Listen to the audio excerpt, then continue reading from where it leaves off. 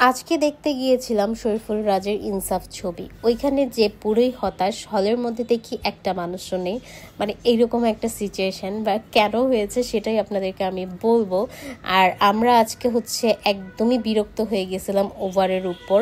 মানে এত ফালতু একটা দিন ছিল ওই দিন, মানে প্রচুর বিরক্ত লেগেছে। দিনটা ভালো ছিল, আমরা এনজয় করেছি, বাট প্রথম দিকে সব কিছু অনেক বিরক্ত ছিল। তো সব কিছু নিয়েই থাকবে আজকের এই ভিডিও। আর হ্যাঁ, যারা আমার এই ব্লগটা দেখছেন অবশ্যই আমার পেজটাকে লাইক অ্যান্ড ফলো দিয়ে রাখবেন, আর অবশ্যই আমাদের সাথেই সবসময় থাকবেন।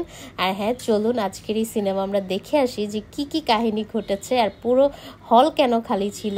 মাত্র 30 জন নিয়ে আমরা এই সিনেমাটা দেখছি।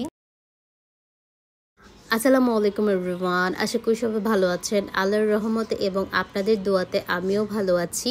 সকালে ঘুম থেকে উঠেই আমি ব্রেকফাস্ট বানাচ্ছিলাম, আর এখানে আসার পর আমাকে একটু হেল্প করার ট্রাই করতেছিল, কারণ আমার বাচ্চাটা খুবই তার মাকে সবসময় হেল্প করতে চায়। মেয়ে মানুষই এমনই হয়, আসলে মেয়েরা সবসময় মাদের কষ্ট দেখলে সবসময় হেল্প করতে চায়। তো ও চাচ্ছিল আমাকে মাংসগুলো ধুয়ে দিবে, পরে বললাম যে তুমি পারবে না মা। তারপর আমরা ব্রেকফাস্ট শেষ করলাম, দুপুরের লাঞ্চ শেষ করলাম। তারপর আপনাদের ভাইয়া হঠাৎ করে ফোন দিয়ে বলতেছে যে চলো আজকে আমরা শরীফুল রাজের ইনসাফ মুভিটা দেখে আসি। ও আমাকে ঘুরতে নিয়ে যেতে চাচ্ছিল, পরে আমি বললাম যে না, কোথাও ঘুরতে যাব না, আমার ভালো লাগছে না। পরে ও বললো চলো সিনেমা দেখে আসি। তারপরে ভাবলাম ওকে সিনেমা দেখা যায়, বাট কোনো রেস্টুরেন্টে খেতে আমি আজকে যাব না, কারণ রেস্টুরেন্টে যেতে এখন আর ভালো লাগে না। তারপর আমি আমার সব কিছু বের করলাম। আর হ্যাঁ, আজকে এই আউটফিটটা আমি কোত্থেকে নিয়েছি অনেকে অ্যাক্স করেছেন।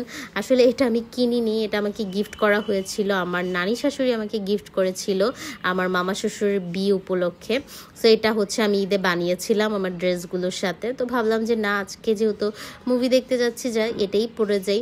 তারপর আমি বসে পড়লাম রেডি হতে। আর এইখানে আপনাদের ইয়াশা পাখি একদম ফুল ফেজে ফাউন্ডেশন কনসিলার দিয়ে পুরো ভরাই ফেলছিল। এই জীবনের প্রথম ফেজে এগুলো দিয়েছে।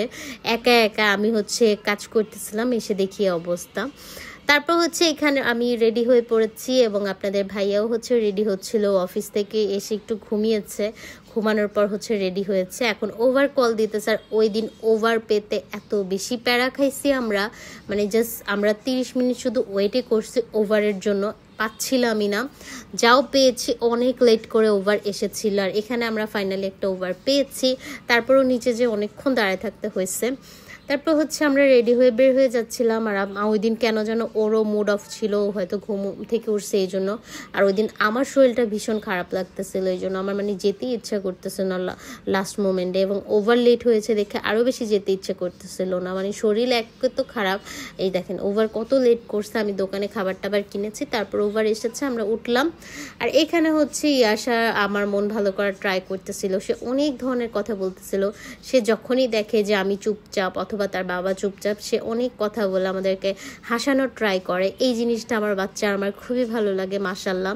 ও না, আমি জানি না আসলে মেয়ে বাচ্চারা এমন হয় নাকি আমার বাচ্চাটাই এমন, ও অনেক বুঝে এখনই, মাশাল্লাহ। আমার একটু মন খারাপ থাকলেই বলবে মা তোমার কি মন খারাপ, মা তুমি কি কান্না করছো, সে আমি চুপচাপ থাকলেই এটা বলবে, মাশাআল্লাহ, আলহামদুলিল্লাহ। তো আমরা খেতে চলে যাচ্ছিলাম। খেতে বলতে আমি একটা স্প্রিট কিনেছি, ইয়াশা চিপস কিনেছে, এগুলো খেতে আমরা যমুনায় চলে এসেছি। বসুন্ধরায় কোনো টিকিট নাই, ওইখানে সব তাণ্ডব চলতেছে, এই জন্য আমরা যমুনাতেই পেয়েছিলাম, এই জন্য যমুনাতেই আমরা এসেছি। বাট হ্যাঁ, হলে ঢোকার পর আপনারা আসলে মেন সিন দেখতে পাবেন যে এইখানে আসার পর আসলে কি হয়েছে। আমি আর আপনাদের ভাইয়া টোটালি অবাক ছিলাম। আর আমরা যেদিন গিয়েছিলাম অলমোস্ট অনেকগুলো শপ খুলে ফেলেছিল। তো আমি ওকে বলতেছিলাম যে চলো একটু শপিং করি, ও বললো যে না আজকে দরকার নাই, আজকে আমরা ছবি দেখতে আসছি, ছবি দেখি। আর আমাদের ছবির মাত্র বাকিই ছিল 15 মিনিট, সো আমরা কি বা শপিং করব। আর ঈদ যেহেতু গিয়েছে অলমোস্ট শপিং করাই আছে, বাট হ্যাঁ, কিছুদিন পর আমার আসতে হবে কিছু দরকারি জিনিসপত্র কিনতে। তারপর আমি আপনাদের ভাইয়া আমরা উপরে উঠতেছিলাম। আর ওই দিন সব কিছু খোলার পরও যমুনা এমনিতেও ফাঁকা থাকে, অত একটা রাশ থাকে না। বসুন্ধরা যেমন অনেক বেশি রাশ থাকে, যমুনাতে কিন্তু অত বেশি রাশ কখনোই থাকে না। আমি কখনোই এত মানুষ যমুনাতে কখনো দেখি না, সবসময় কম মানুষজন। এই জন্য যমুনা আমার ভালো লাগে, শপিং করতেও ভালো লাগে, ঘুরতেও ভালো লাগে। বিশেষ করে যমুনাতে ঘুরতে বেশি ভালো লাগে। আপনি যদি কোনো শপিং মলে ঘুরতে যান বাংলাদেশের মধ্যে, মধ্যে। আমি বলবো যমুনাতে চলে যাবেন, আপনি রিল্যাক্সে ঘুরতে পারবেন, কোনো প্যারা নাই, আর মানুষজনও কম। আর এই ট্রেনটা হচ্ছে একদম মার্কেটের ভিতর দিয়ে হচ্ছে ঘুরতেছিল, ফুড কোর্টের এখান দিয়ে। তো আমার কাছে খুব ভালো লাগতেছিল, আর ইয়ার সাথে খুব হ্যাপি হয়ে গেছিলো ট্রেনটা দেখে। তারপর আমরা ফাইনালি হচ্ছে মুভির ওইখানে চলে এসেছি, আমরা ভিতরে ঢুকতেছিলাম। তো এখানে হচ্ছে জাস্ট ফোনটা শো করলেই হয়, যেহেতু অনলাইনে টিকিট কাটা ছিল আমাদের। আর এখানে এসে আমরা দেখি কোনো ফুডই অ্যাভেলেবেল না, জাস্ট হচ্ছে পপকর্ন ছাড়া। আর হচ্ছে এই যে মানে কেক টেক ছিল, এগুলো তো অবশ্যই খাবো না, মিষ্টি জাতীয় খাবার। তারপর আর কি আমরা 2টা পপকর্ন নেই, কোক নেই, পানি নেই, এগুলো নিয়ে আমরা হচ্ছে ভিতরে চলে যাই। বাট হ্যাঁ, ভিতরে যাওয়ার পর আমরা যেটা দেখি যে জাস্ট কয়েকটা মানুষ, আপনারা আমার রিয়াকশানটাই একটু পর দেখতে পারবেন। মানে ভিতরে ঢুকার পর দেখছি জাস্ট কয়েকটা মানুষ। তারপর আমি আপনাদের ভাইকে বলছিলাম এই কয়টা মানুষ কেন? তা আমাদের হল ছিল মনেস্টার আমরা ঢুকি। মনেস্টারে ঢোকার পর দেখি যে একদমই মানুষ নাই। আমরা ভাবছি হয়তো একটু পরে আসবে, বাট না, ছবি শুরু হয়ে গেছে। যে দেখবেন আমার রিয়াকশনটা, আমি আপনাদের ভাইকে কি বলি, আল্লাহ মানুষ নাই। এই যে এখনই ওকে আমি বলবো আল্লাহ মানুষ নাই, মানে আমি ভাবতেই পাইনি যে এত কম। এই যে আপনারা ফাঁকা দেখছেন না, পুরোটা হল এমনই ফাঁকা ছিল। জাস্ট এই যে আমরা 2টা সারিতে মানুষ ছিলাম, 2টা সারিতে হচ্ছে আমরা মেবি 30 জনের মতো ছিলাম। এই কয়েকজন নিয়েই ছবিটা ওই দিন শো হয়েছে। সত্যি কথা বলতে এই ছবিটা আসলেই অত একটা ভালো না। মোশাররফ করিমকে জাস্ট লাস্টে মেবি 5 মিনিটস দেখায়, আরও কম হবে, 4 মিনিট আর 3 মিনিটের মতো দেখায়, দ্যাটস ইট। আর অভিনয় সবারই ভালো ছিল, যেহেতু নায়িকাটা নতুন, সো ওনার অভিনয় একটু কাঁচা হবে, এটাই স্বাভাবিক। আমি অভিনয় নিয়ে কিছু বলবো না, কারণ প্রত্যেকটা মানুষই তার কাজে ভালো এফোর্ট দেয়। আমি জাস্ট বলবো ছবির কাহিনী অত একটা ভালো ছিল না। জাস্ট মানে কি বলবো, নর্মাল কাহিনী। সাকিব খান যেগুলো করে সেগুলোকে কপি করে করে হচ্ছে এখানে কিছু করছে। আমার কথা, এত মারামারি এত কিছু দেখানোর কি দরকার ভাই? নর্মালি কিছু দেখাও, নর্মালি হচ্ছে সামাজিক কিছু দেখাও। সব কিছুতেই, সব ছবিতেই মারামারি থাকতে হবে, গ্যাংস্টার থাকতে হবে, তারপর হচ্ছে মাফিয়া থাকতে হবে, ব্যাপারগুলো এমন না। নর্মাল কিছু দেখালেও কিন্তু দর্শক দেখবে।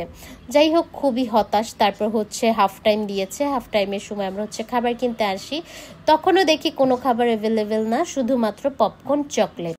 কি আর করার, আবার হচ্ছে একটা পপকর্ন নিয়ে নিই। আর এখানে আপনাদের ভাইয়া আমাকে হচ্ছে ব্যানারের সামনে একটা মানে করে দিচ্ছিল, ভিডিও করে দিতেছিল। ওকে আমি বলতেছিলাম এটা না দেখে আমি হচ্ছে আমার ফেভারিট নায়ক আফরিন শুভর ছবি দেখতাম। সত্যি কথা বলতে আফরিন শুভর যে এবার ঈদের ছবি রিলিজ হয়েছে সেটাই আমি জানতাম না, কারণ আমি ফেসবুকে তাদের কোনো কিছুই দেখি নাই।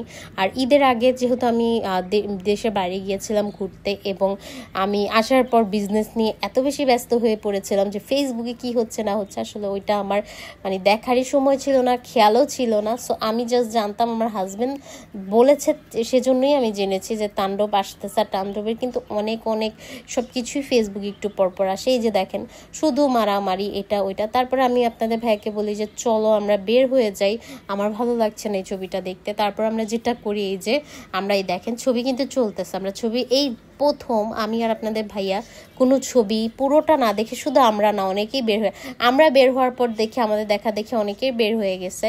কারণ ভাই এটা কোনো ছবি হইলো, মানে মানুষ এত টাকা খরচ করে আসবে শুধু ছবির টিকিটই না, মানুষ একটা জায়গায় যখন ছবি দেখতে আসে তার গাড়ি ভাড়া আছে, খাওয়া দাওয়ার খরচ আছে। একটা ছবি দেখতে গেলে প্রায় 3 থেকে 4 হাজার বা অনেক সময় 5 হাজার টাকাও চলে যায়। সো শুধু শুধু এতগুলো টাকা খরচ করে আপনাদের এইসব মানে কাহিনী কেউ দেখতে যাবে না। সো ভালো ছবি করলে সবাই দেখতে যাবে। যাই হোক, অনেকেই বলতে পারেন ব্যাড রিভিউ, আসলে ব্যাড রিভিউ না, আমি সত্যি যেটা সেটাই বলেছি।